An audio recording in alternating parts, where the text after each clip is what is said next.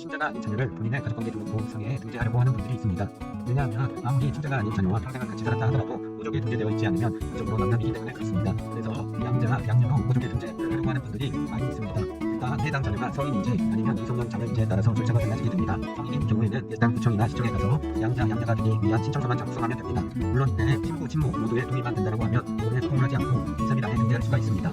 친부 또는 친모가 살아있는데 연락이 되지 않는 상황이면 법원에 두 개의 동의에 가능한 결정되는 소송 절차를 진행해야 합니다. 또한 이 미성년 자녀의 경우에는 친양자 입양 또는 일반 입양 중 한 가지를 선택해서 소송의 절차로 진행을 해야 합니다. 많은 분들이 두 절차의 차이에 대해서 물어보는 것 같은데 오늘은 이 부분에 대해서 알려드리도록 하겠습니다. 두 절차 모두 겉으로 보여지는 결과는 동일합니다. 즉 두 절차 모두 법원으로부터 초과 결정을 받게 되면 자녀의 가족관계 증명서상에 양부, 양부가 등재가 됩니다. 만일 양부가 등재된 경우에는 양부의 성으로 변경이 됩니다.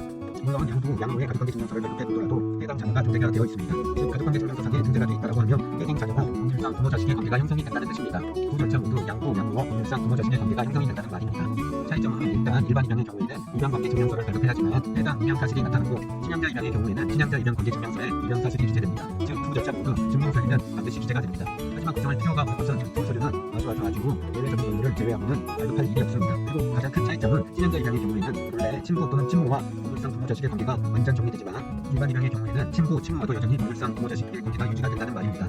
많은 분들이 단순 장남편과 자녀의 관계를 완전히 정리하고 싶어서 친양자 입양을 신청하는 것 같습니다. 하지만 법원의 생각은 다른 것 같습니다. 왜냐하면 자녀가 어리면 본인의 정상적인 사고 판단을 할 수 없는 나이에 부모 중 한 명의 의견으로 친부 또는 친모와 법률상 부모 자식의 관계를 정리하는 것은 아닌 것 같다는 생각을 하는 것 같습니다. 그리고 앞에서 언급했듯이 두 절차 모두 보여주는 결과는 동일하기 때문에 친양자 입양보다는 일반 입양을 원하는 것 같습니다. 그렇기 때문에 친양자 입양을 하려고 하는 분들의 경우에는 왜 친양자 입양을 해야 하는지에 대해서 분명한 이유와 증거를 가지고 있어야 합니다. 그리고 1심 기각을 한 후 한국까지 예상을 하고 들어가야 합니다.